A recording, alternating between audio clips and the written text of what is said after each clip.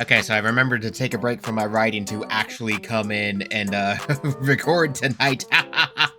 Hey, I also said I was never actually going to retire this model. I was just going to drop back to it every now and again. I just, been a hot minute since the I got flashbanged by my ring light. That was not supposed to turn on. Oh god. Anyway, oh god, to remind of where we are. Oh god, that was a flashbang. Anyway, to remind of where we are. Continuing on with the Bricky fucking Warhammer Part 2. We're not finishing it up this time because the next couple of segments are going to be, knowing me, I'm going to yap about it for like another 40 minutes just off the next few segments because it's all about the Imperium. So, I want to finish up this one, talk about this, and then the next part, we'll do the rest of it, which is more Xenos, and then we'll be done with this. And then I don't know what to do. I mean, it's going to take a couple weeks anyway, so I'll figure it the hell out, but anyway, it is what it is. So, that said, let's continue, because we have a lot of Imperium motherfuckers to talk about this time. Again, usual YouTube stuff out of the way. Video link description. Support Bricky first. I mean, you probably should have already done that anyway. These videos don't get a ton of traction as is.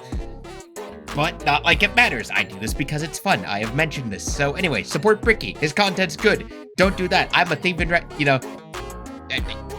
that was weirdly worded. Look, anyway, just support the original creator before you watch this. Okay, you all know the rules right now. Okay, cool. Next. I don't know why I'm being a spaz about this. Anyway.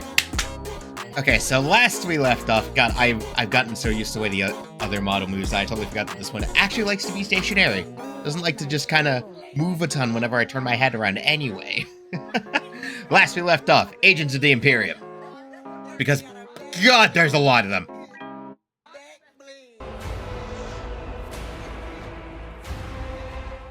I just realized that the frame it was paused on is also kind of funny. Anyway. I carry with me an inquisitorial seal. It is a small, unassuming object contained in a neat box of Pluvian obsidian. It is a modest thing, relatively plain, adorned with a single motif and a simple motto. Yet with this little object, I can sign the death warrant of an entire world and consign 1 billion souls to oblivion. Where the Imperium may see its justice dealt out by the hands of its armies and the gauntlets of its Astartes, when one needs eyes, ears, or both cut out, it looks to the agents of the Imperium. In a meta sense, these agents are a homogenized... Gentrified? They gentrified the... What the hell is that? What? Anyway. Yeah, no, anyway, the Inquisition in general, but yeah, there's a lot. Fun tidbit, actually, for those who do not know, in 40k Darktide, the, 40k version of the, freaking Vermintide game, they recently added, actually, a, Adeptus Arbites, I'm pretty sure. Arbites? I don't know how you say it. I'm pretty sure it's like Arbites or something, to the game. So now you get to play as an Inquisitor, not a prisoner. I really need to re-download that game at some point and give it a try and see. I don't know. I actually don't technically own it. I originally played it via Game Pass, and I canceled that subscription because Microsoft was increasing prices, and I am broke as shit. Yeah, anyway. Version of multiple factions from the original video 5 years ago. They comprise multiple aspects of the wide and all-encompassing armies of humanity and serve different roles. Okay, I get the joke now. I get the joke of why it's saying gentrified Bricky. True, yeah, no, that was multiple segments. He did talk about like multiple of the wider Imperium factions that are relatively part of a single umbrella. Yeah, okay, that works. That makes sense. Whether it be the law enforcers of the Adeptus Arbites, the Void... Arbites. Yeah, that makes sense. Look at these Judge Dredd-ass looking motherfuckers, though. God, they look so cool. Oh, boy, I'm gonna date... Not like I've gotten, quiet about my age, but it is gonna be telling when I tell people that my exposure to Judge Dredd was the Carl Urban movie. That dates me like a motherfucker. Anyway. Faring explorers of rogue traders, the invisible hand of the Assassinorum, or the hospitality of the Emperor's Inquisition. Each has a part to play in the God Emperor's domain. Rogue traders are a great example of a somewhat undiscussed part of the Imperium. Oh yeah, he didn't talk about the rogue traders in the last one, and these, yeah, actually, I don't know much about them. I know they have, like, a CRPG that you can play. I know that's a thing. Its nobility. While you may see the General Imperium as a totalitarian hellscape, because it is, this is to those under the boot of the nobles that run it. Rogue traders are a special kind of explorer, and their existence is extremely important to the function of the Imperium. A rogue trader is often an extremely special individual and is given the monumentally sized warrant of trade, allowing them to be given almost complete and utter freedom. Their task is simple: to chart the uncharted, learn the unlearned. I think if I remember right, the writ of trade, from what I've seen it described as, is like massive is an understatement. It's a giant freaking document that's mounted in the ship, like in its own altar, I do believe, if I remember right, because I think I've seen the image of it from the Rogue Trader game, but I could be wrong. I could be wrong like a lot of things. Like, someone did correct me about my misconception that, Hellbrute's just being the Chaos Space Marine version of a Dreadnought, where it's a very, very unfortunate Chaos Marine being shoved into the thing. Anyway, that's off topic. And do whatever they can as an explorer and conquistador for those back on Terra. Wait, it's all Spain? This information is, strictly speaking... I do appreciate using shots from the Rogue Trader game for this segment. That's good. Good shit, good shit. Invaluable. Whether a sector can be settled and colonies built, or precious rare resources exist on a floating asteroid can be mined, or a long-lost Imperial world from the Age of Strife is recovered, it's all absolutely imperative. These rogue traders are faster than any other kind of Imperial armada, and therefore chart the direction of the entire society. Because of this, rogue traders are given a substantial amount of freedom. They have a ship and a crew of specialists, and can do things that would see any normal person shot. They can barter deals and even recruit Xenos races. They can explore areas strictly prohibited, and they can earn a vast amount of wealth and riches in doing so. And so they are entirely like the, we understand the necessity of having people who have more freedom. So, hey, you have this giant scroll that says, I am allowed to do this. Shut up. This tends to make rogue traders a very long lineage, and their heirs take up the mantle of their house. By being explorers, they become fabulously wealthy, and some can become quite the assholes while doing so. I mean, look, as some people have often said, success and wealth don't change you, they just reveal who you've always been. And oh boy, old blood and money are a bad combination. But truly, much like a night pilot, a rogue trader is an exceptionally rich individual who can back it up. They are master swordsmen, explorers, merchants, settlers, diplomats, and everything in between.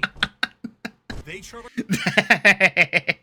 what? Oh, that's an overuse of the Divine Boom effect. Course, and they set the grounds, which means they will need someone to defend them, and the prime choice for that can be the Adeptus Arbites. Now, the Arbites are cops, Judge Dredd-style cops, as their inspiration clearly shows. Each planet will have their own members of local law enforcement, and most of them will settle many of the issues there and then.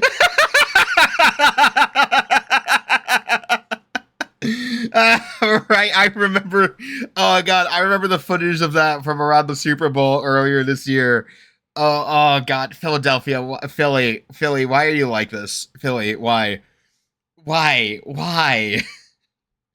But when something requires a far more in-depth peacekeeping force, the Adeptus Arbites are brought in. Think local police versus the FBI. Arbitrators in the Arbites tend to focus heavily on stopping crime before it can become too much of a threat. A criminal gang or heretical uprising can be subdued quickly, and oh hey, the Arbites trailer. Efficiently by utilizing them and dealing with soon-to-be criminals, as they put it. They will tap into communications, create spy networks, do interrogations and sabotage, anything that helps the good of the Imperium and the law they seek to preserve.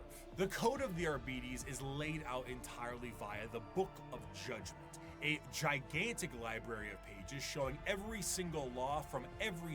Oh, okay, that reminds me. Okay, speaking of the RBDs, that reminds me of one of my favorite TTS shorts that they did, where I think it happened back around when they were doing some critique of, say, YouTube and their very annoyingly set out copyright system, and like it was very vague, but it was very much commentary, and the entire joke was the RBDs acts in a way that's just like, Yeah, this is like dumb, very dumb. So it's God, I might have to play this short.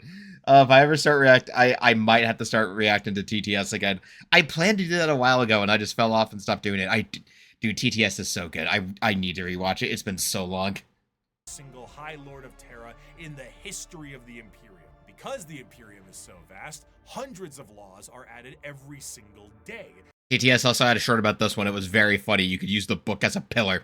And the library continues to grow with more and more laws and judgments. While RBDs themselves carry a small version called the Book of Law on their person, this does end up creating a system where the unjustly prosecuted will never escape their prisons. If innocent is wrongly convicted, any form of legal counsel will need to go through the Book of Judgment to help get you out. Often these prisoners require hundreds of years of litigation in which they will eventually expire before they can be deemed wrongly convicted. Don't you love bureaucracy? Don't you just love bureaucracy in the red tape that holds up proceedings even when they're objectively in the wrong?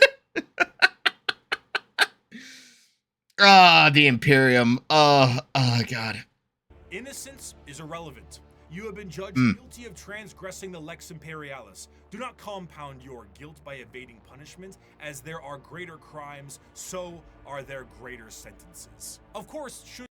Very, very blunt in that. If I do remember, one of like the big inquisitorial... You know what, I'm not going to say it because I'm sure Bricky's going to say it when we talk about the Inquisition. I'm sure he's going to bring up that quote. Should something go out of the hands of the Adeptus Arbites, there is always the silent hand of the Officio Assassinorum to take their place. The Imperium has assassins, and these assassins are sent to dispatch important figures that would not normally be handled by simply sending waves and waves of guardsmen at it. The Assassinorum... I mean, there's a certain type. I'm just looking at my OBS window as I record, and I realize that the freaking Vindicare assassin... I just realized the angle of the Vindicare assassin's bump sniper. is headed by the Grand Master of the Assassinorum, who is a High Lord of Terra and perhaps the shadiest individual in the entire galaxy. I mean, yeah, who else would... Yeah. Which is saying something when the galaxy is so full of shady individuals in general. At his disposal are multiple types of assassins that all specialize in various things. Their training is extreme and absurd. Aspirant children are often subjected to Hunger Games style combat Oh, hey, Battle Royale! with each other on the ride over to the temple. Then you get low gravity, high pressure, traps, horrendous physical and mental strain, and everything in between. Then their minds are... I respect the editor. I respect the editor for deciding to use footage from Battle Royale and not Hunger Games. wiped completely, and the real fun begins. An Imperial assassin is no... Oh, hey, an Eversor. Eversor assassins are fun. They're not subtle. Like, look at that. That's not subtle. Oh, please. If Bricky doesn't bring up Eversors, I'm going to do it. If he doesn't bring them up, I'm going to do it. Nothing to mess around with. They are some of the fastest moving and hardest hitting things the Imperium has at hand, and can go toe to toe with Space Marines depending on which temple they are from. Some, like the Vindicares, are master snipers who lie in wait for weeks, days, or even months just to get the perfect headshot from 5 kilometers away and disappear. The Cal... Dude, okay, fun thing with the Vindicares, too, is I remember this, I think you brought it up in the original video, or it was another video that I saw talking about the Imperial Assassins.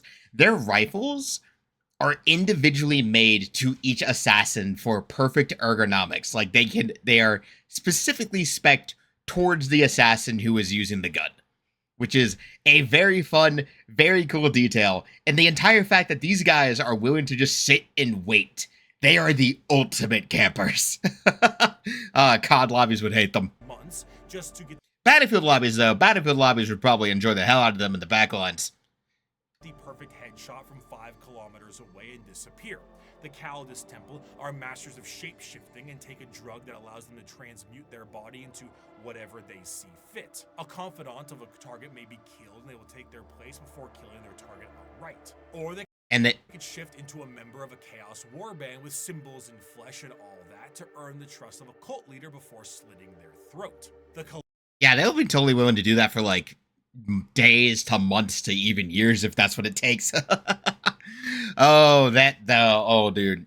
Yeah. Oh, hey, the Kulexes too. Ooh, these guys are fun. They're blanks. Luxus Assassin is a psychic blank, a soulless mutation, making them appear as uneasy to normal humans and downright disgusting to Seikers. When a powerful Seiker is causing issues, this is who you send. Their specialized helmet enhances their already latent powers and will allow them to all but drain the souls from those they touch and their very body. It is an extreme weapon used when a direct form of pressure must be applied to an otherwise untouchable Seiker. Now, if you needed direct pressure in a more literal way, the Eversor is for you. A drugged up comatose psychopath that is directly dropped on enemy lines and allowed to wreak havoc, killing anything and everything it sees in a blaze of movement and blood before it inevitably dies and causes a plasma explosion on its demise. There are Oh, dude, yeah, no. Dude, again, there's another short. I don't think it's from TTS, but I think it's from one of their other main guys. The Eversor's main thing is Russian. It's literally the maxim of it's stealth as long as there's no witnesses. It's an assassination as long as everyone else is dead too. And the thing about the explosion, that only happens if they die. They are ultimately temporary, but Eversors can in fact survive a mission and then they get put back in the cryostasis and then they get tossed out to do it all over again. It's in the eventual event of their death that they proceed to just go fucking kaboom because they cook these guys up with so much shit that yes, going up in a nuclear explosion is just part of their package. It is wild. There are other temples as well. The Vanis Temple acting as sort of like a cyber hacker. Oh, that's what that is. Cool. The Vindicare Temple specializing in poisons, but all in all, assassins move with their skin-tight body gloves with a speed unmatched and force unexpected. One of the best assassin novels puts a Vindicare, Calidus, and Vanis to infiltrate a night world, kill the High Monarch of the Night, who is permanently stuck in his giant robot knight, install a new ruler in his stead, and make sure nobody knows the Imperium did it. Oh, that is very cool. Missions are insanity, and their tasks impossible, and they do it anyway.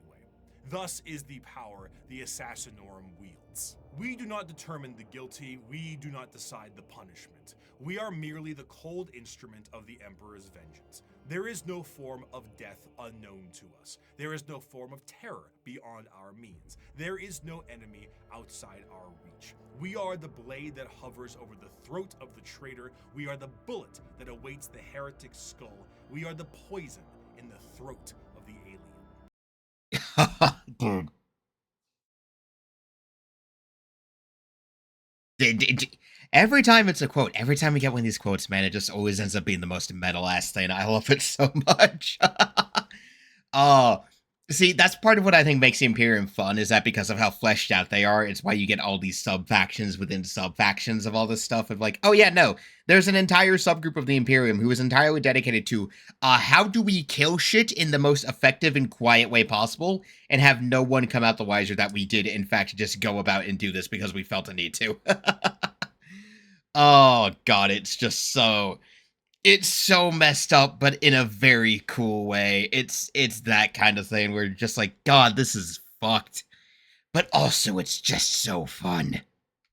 However, despite the prowess of the traitors, the police, and the assassins, there is one that stands above all. As the Imperium settled into its post-Emperor world, they needed a force to root out corruption wherever it could be found. But they needed specialized individuals who could do so. Men and women who would serve as detective and executioner. This new secret police would have unlimited authority, and they would be known as the Inquisition. Inquisitors of the Inquisition are one of the most feared individuals in all of the galaxy for the common... Oh yeah, and they have an entire video game about them too. It's very cool. members of humanity. Well, I think okay, well, not quite. I think it's like a top-down Diablo-esque thing. I think one of the classes is Inquisitor. No, it is like, it's different types of Inquisitors that depend. Yeah, okay. I do have it on a PS4, actually, because it was free one time. No, I think it was like heavily discounted, I think. No, it was a PS Plus game. I'll need to double-check that. Trained in the most difficult of conditions and mental hardening, they have long closed their minds to the compassions of those they deem guilty.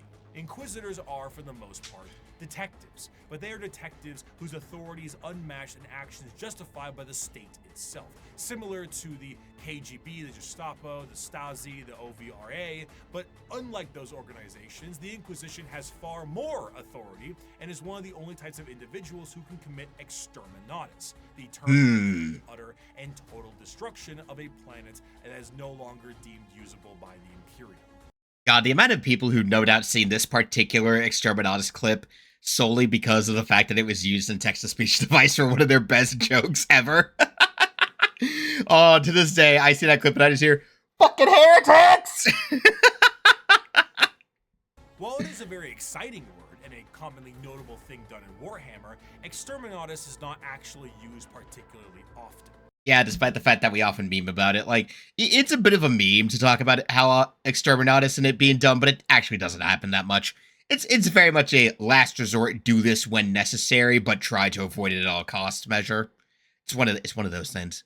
It's a last resort entirely meant to stop the enemy from gaining a major foothold or spread even more corruption. Or, just getting rid of orcs. Even then, that might not work.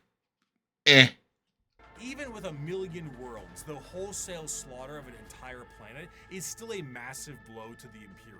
Inquisitors range quite a bit, not just in how they operate, but also in their personalities. They are often main characters for a large amount of books. Oh, hey, a squat! As detective noir is a great genre, and they can be the most stone-cold killer or a pragmatic and sympathetic individual depending on who they are. Radical Inquisitors may utilize methods unlike most of the Imperium, such as alien tech or even demon hosts, where pure Yeah, God. Dude, when you're so hard on the Inquisition, you basically don't look much different from Chaos at that point. Like, come on, man. Puritans stick closer to the methods of the religious state and shun any deviations. They also specialize in various aspects, as the Inquisition has orders or ordos, such as Xenos for aliens, Malleus for demons, and Hereticus for, you guessed it, heretics. If you are a normal citizen of the Imperium, a person flashing an inquisitorial rosette in front of you may be one of the most terrifying moments of your entire life. Oh, yeah, no, you see that thing. That means one of two things. That means either... No, that usually means you're probably going to be dead very soon, actually. It doesn't mean anything positive. It just means you're probably going to be dead in the next 2 days. It is the same as an FBI badge or a KGB member, except now you're in Warhammer.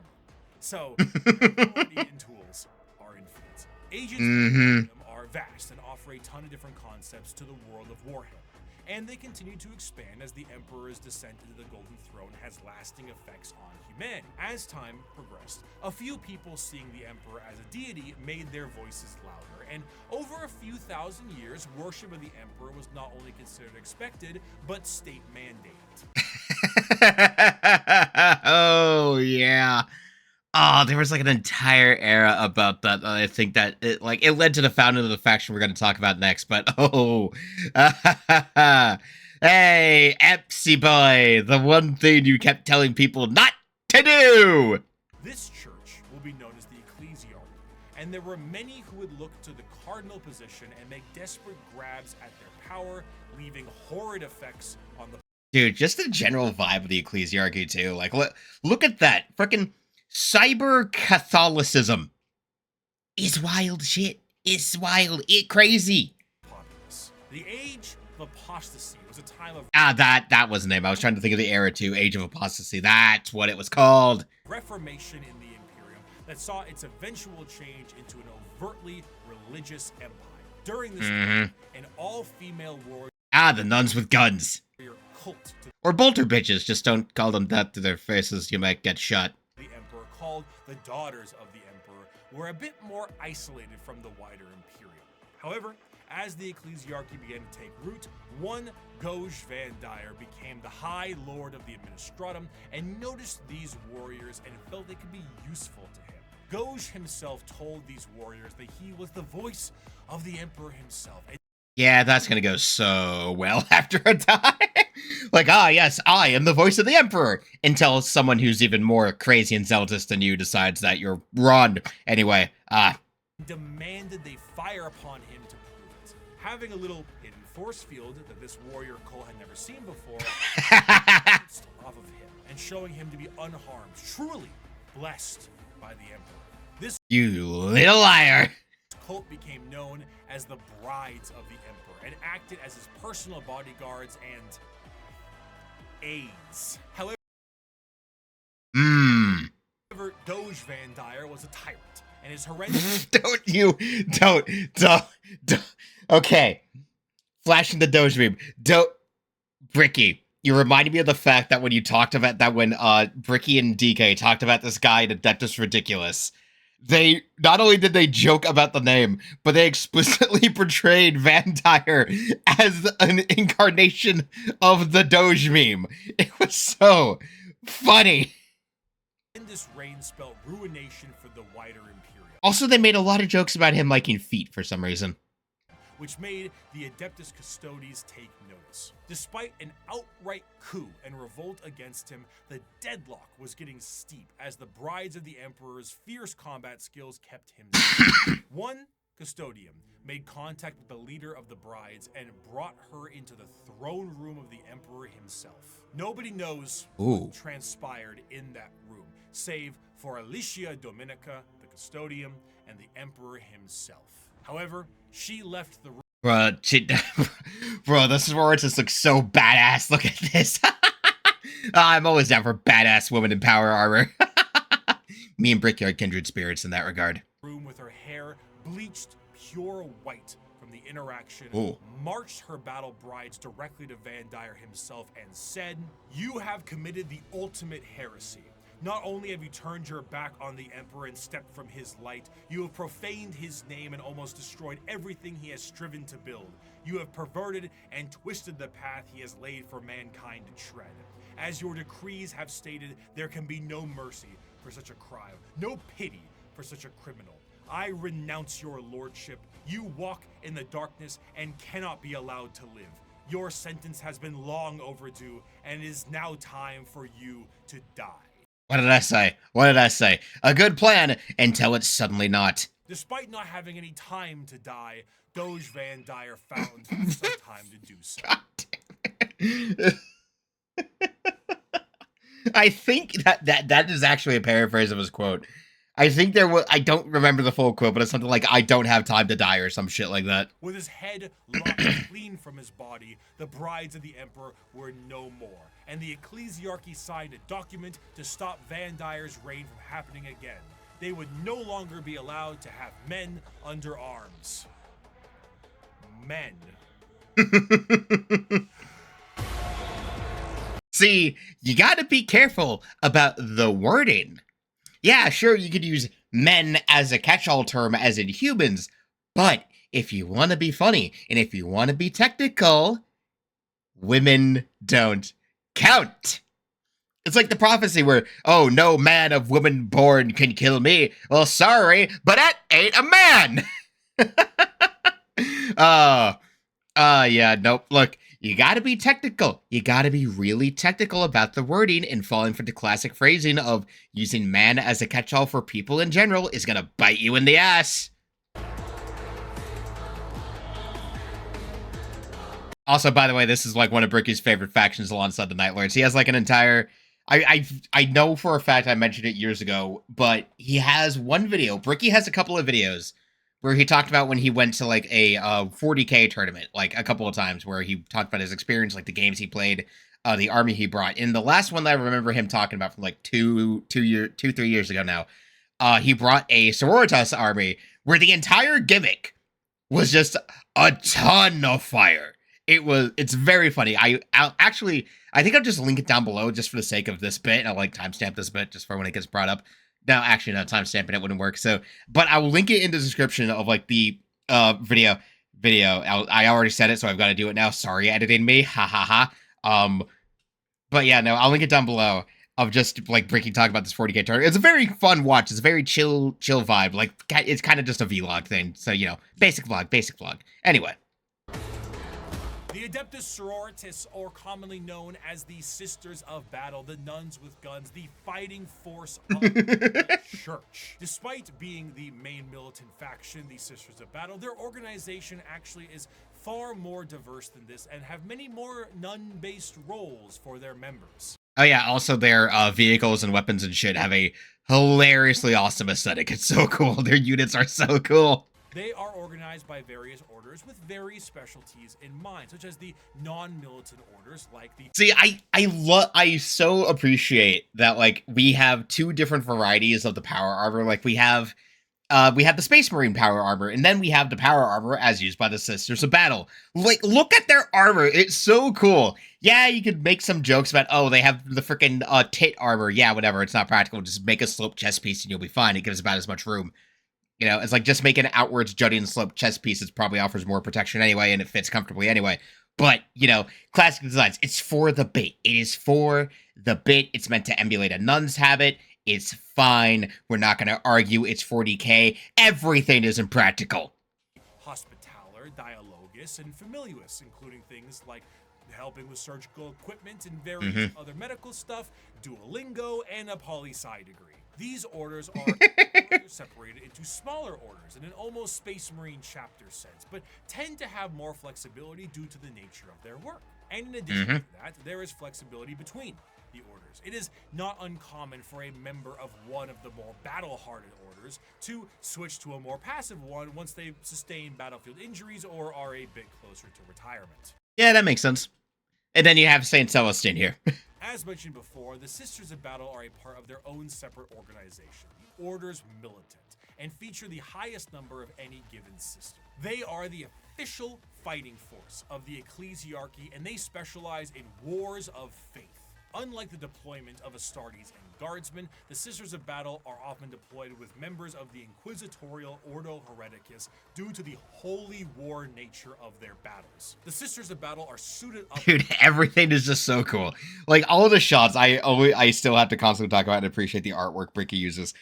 It's very fun, just the way the factions eke out and the differences you have between them, like the similarities between some of the groups, but also the differences to mark them out. Like, yeah, but the Sisters of Battle are very much kind of the female counterpart to the Space Marines, like Bricky said. They're very much the, like, hey, you know, lore has gone a certain way, but here's our effectively women in power armor and their crazy ass nuns in freaking power armor who fight on behalf of the church and also like you know, like to burn shit. A lot. They like fire. These bitches like fire. A lot. A lot of fire. With their own form of specialized power armor that gives them almost like a Joan of Arc vibe to the battlefield. Yeah. Though lacking the more extreme modifications of the Space Marines' power armor, mainly to the fact that sisters are, for the most part, regular humans, the power armor of a Sister of Battle almost matches the defensive power of an Astartes. But which, I mean, is all you need. Like, yeah, sure, you don't need to have, like, the Astartes where you're wearing a freaking Range Rover that's literally plugged into your skeletal system. But, you know, if it works, it works. With added flexibility and versatility in exchange for strength. Yeah, no, hey, it's a simple thing. Trade off the overall power for more versatility. Easy trade-off. Like, yeah, it's not as powerful as the Space Marine armor, especially Primaris armor. Jesus Christ, Mark 10 is so fucking stupid. And then you trade off to other stuff. Like, I mean, Mark 10 patterns, I think, is probably the most varied patterns of Space Marine armor, because, like, you have Tacitus, you have Phobos armor. You got a lot of different varieties of Mark 10. Oh, lordy. Anyway. Some of the patterns of armor do allow for the enhancing of genetics, but this is far from the norm. This I imagine that would be like a special elite squad thing. Combined with an arsenal of tanks and vehicles that have literal church organ rocket launchers on them. Look at that. Look at this thing. I need to gesture with my mouse because I keep forgetting this. I don't have hand tracking. Look at this thing. Look at that. You are playing an organ, and it fires missiles. Not only that, it also has bolter. It is so ridiculously over the top, but it is so goddamn cool. Imagine, if I remember right, I do think that the Sororitas do get dropped into the battlefield via church-shaped dropships. So imagine that thing comes down, you start to hear organ hymns, and then missiles fly everywhere. It's so... Oh, 40k is so dumb, but it's so amazing. Really brings across the holy war vibe in a gothic manner. Yeah, dude. Imagine a battlefield of bolters and fire, while then you have the nuns with guns singing church hymns in the back line, while you had their vehicles back there playing organ tunes. It's like, goddamn, that level of psychological warfare would be so intimidating, dog. Accompanying a sister of battle in the fields of war is the holy trinity of weaponry: the bolter, the flamer, and the melta. With such a simple Two of those scenes being a lot of fire, like I said. loadout, the sisters of battle are able to bring down the glorious flames of the emperor himself, and his holy light shines on them in other ways during a conflict. Hell, even their jump packs evoke angelic imagery as opposed to the more clunky jetpacks ones that Space Marines have. I mean, hey, if we're gonna go all in on the aesthetic, go all in, man. That's I think my favorite thing with 40K is that when it comes to the aesthetics of the groups, there's usually no holding back in the sheer excess of it all. Yeah, it looks stupid. Yeah, it looks impractical. It would never work in real life, but this is fiction. This is where rule of cool thrives and where the best stupid shit is allowed to happen. In times of great turmoil or impossibility, a living saint of the sororitas itself might appear on the battlefield surrounded by a litany of doves and cherubs. An almost comical scene of holy glory followed by literal hellfire. By the way, living saints might as well be the emperor's equivalent to a demon prince as far as lore goes. Like, I think as lore has put it, the emperor is very close to being effectively a fifth chaos god in terms of like what's happened due to the way the Imperium currently worships him. So like a Celestine, the living saint, is very much like the closest thing to a demon prince on the Imperial side that currently exists. Like, obviously it's not quite the same thing, but it's very close in terms of like the precise nature of how it came about. Like, yeah, it's very, very close. Fascinating organization because they take what is normally seen as a benevolent force and turn it on its head to be a horrifying method of war. Because the sisters are so zealous, they are nigh impossible to persuade and almost never fall to chaos. In fact, any deviation from the Imperial faith may see you killed outright as you are deemed a heretic, and sometimes sisters have even less patience than the Inquisition does. Oh yeah, no. Oh no. Yeah, no. Sisters are they're very trigger happy to look at someone go, I smell heresy, and decide to just shoot you in the face with absolutely no questions asked. And if that fails, well, if you're in there, you might be put into the penitent legion. But hey, that's another thing entirely. Like, I think this footage is from a 40K animation where like one of the main bents is obviously like a Necron tomb world of trying to get civilians out, and like the main character is a salamander who basically has to deal with this sister who's fully ready to kill these civilians, and the salamander's like, nah, they're not chaos tainted. We could let them go. And she's like, are you questioning? Are you siding with heretics, Space Marine? He's like, do you think they're guilty? It's such a fun scene. Also, salamanders are just like the best. God, they are like some of the best Space Marines. Like, still kind of assholes when it comes to Xenos, but you know, they care about people at least. You know, which I mean in 40K, hey, humanity first. Anyway. To the Adeptus Sororitas, no punishment is too extreme for blasphemy and heretical behavior, whether it's lobotomizing traitors to use as shock troops or attaching them physically to agonizing pain engines so they can die for the Emperor.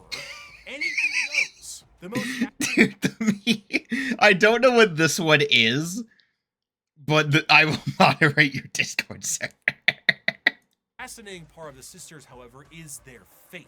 We discussed how orcs often make things happen through belief because of their sheer number of them. The sisters create miracles where they walk. I don't know why Bricky says miracle. Why does this man say miracle? It's miracle. There is an I in there, brother. There is an I. It's not miracle, it's miracle. Why does he say it like that? Ever since I watched the 40K tournament video, every time I had to listen to this man say miracle dice, I was like, Bricky, is that the California accent? Is that the California accent? It's driving me insane. It's driving me insane because there was no A in that word. Anyway, grammar autism done. They are not many Seikers like orcs, but they are excessively devout. Okay, to kind of give a context to that, though, the Sisters of Battle have a mechanic called Miracle Dice that you get and gain and build up. And basically, like, if I remember right, Miracle Dice are either rerolls or set values that you can store and save up to then use and replace with another dice that you think that if you need to, like, say, try to improve a roll, if you're trying to hit on attacks or do a save. So, like, you roll the Miracle Dice once you get it, and whatever number you get, you then put that into your stack, or, like, usually your holder, like you usually have an extra holder. And then if you get a result on another roll in the future that you don't think you'd like, you can spend a Miracle Dice and then swap that result with the Miracle Dice to use that number instead. I do remember, because I do remember in another video, in a 40k and 40 minutes video where Bricky was on with his Sisters Battle army, he used the shit out of his Miracle Dice in that video. It was very fun. And make up for that. Bullets barely miss targets. They absolutely should hit. Guns jam, tanks malfunction, enemies slip and fall. The scene from Pulp Fiction is an accurate portrayal of what happens when the sisters fight. I'd knock that shit off if I was you. Die, you motherfucker!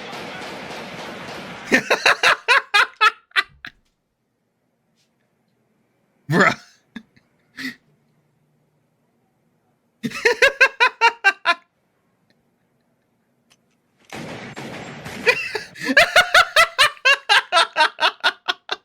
God, I love the enduring power of Pulp Fiction as a movie. I love how applicable so many of its scenes are.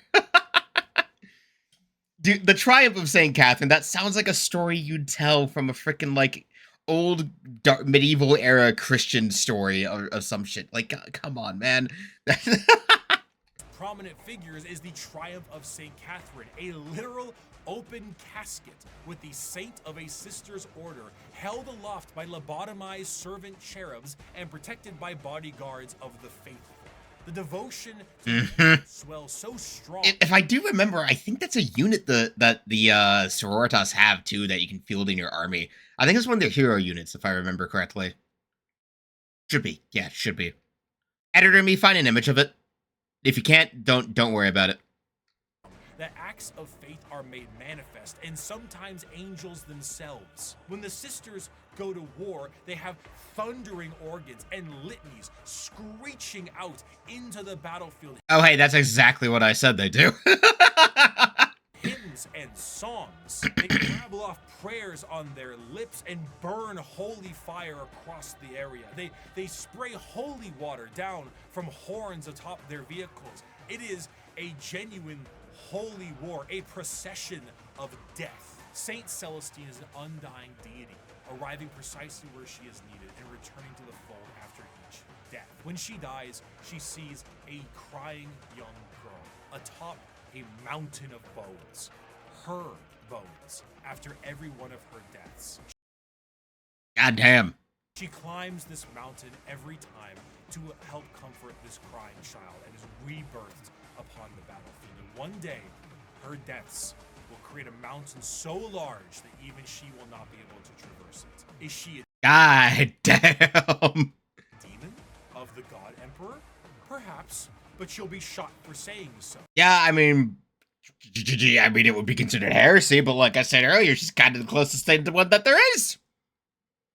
You know? Just kind of is. I'm not going to say it's true, though, because that's heresy. She is genuinely and literally faith made manifest. Some sisters may make a mistake, however, and find themselves questioning their faith, disobeying a command. Oh, here we go. Their order. These sisters are sent for reconditioning and are known as the Sisters Repentia. They Yep. That's like, I call them the penitent legions, but yeah, they're the Repentia. The front of the line head on. And funny story a bit, Saint Celestine was part of the Sisters Repentia before her ascension, I do believe. Correct me in the comments if I am wrong about that. Seek retribution and forgiveness from the Emperor himself. Though their actions were heretical, Repentia on the fields of battle. They do have power armor plugs.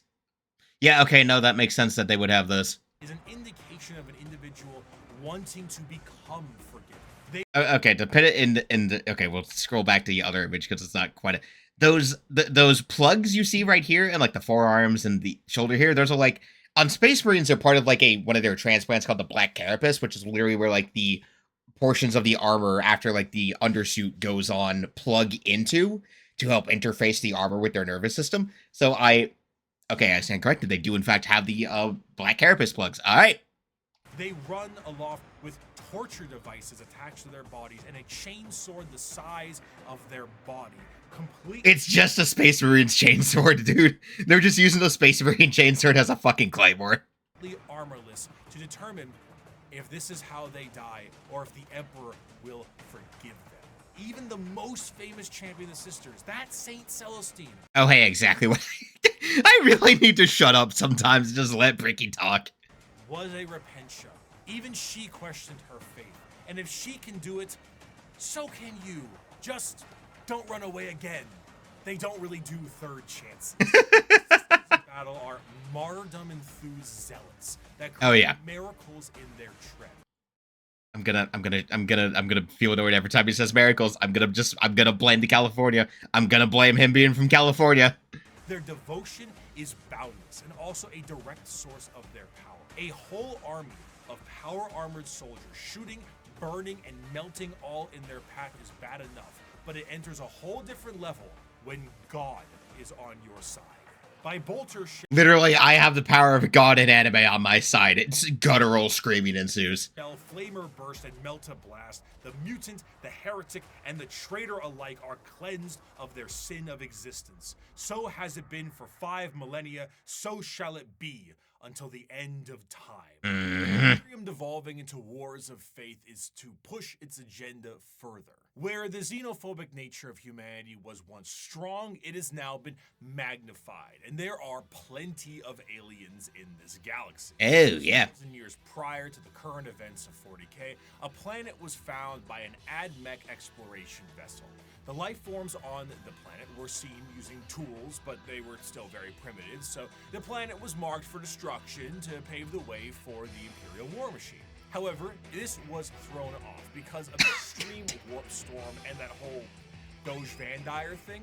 Yeah, that would do it. Yeah, that would do it. Flash forward to modern day, and an unknown but highly advanced vessel was shot down near an Imperial mining world, and the bodies on this vessel matched those life forms found on that primitive world. The native creatures on that planet were able to evolve rapidly due to them being unobstructed, and their highly advanced gear posed a new threat to the Imperium. Advancing over these years with a remarkable speed, these new upstarts in the galaxy, looking to make a name for themselves, all in the name of the greater good. These are the... We'll talk about the Tau and the other Xenos next time, because we're already at... God, how do I go on for so long that it ends up this way every time? Anyway, yep, nope, like I said, so... We'll talk about all that next time when it's all done and ready to go. In fact, I don't know if I'm just gonna sit down and record. Anyway, maybe I will. Maybe I won't. Anyway, finally we're through the Imperium and everything that has to entail. Yay, so now we get to talk about Xenos, and I pray. Okay, there's a particular story with the Tau that I'm just gonna hope and rely on Bricky to say it next time. So that said, we done. See y'all next time. I need to go make some food. I am hungry. Oh god, why did I record that without eating? Ah!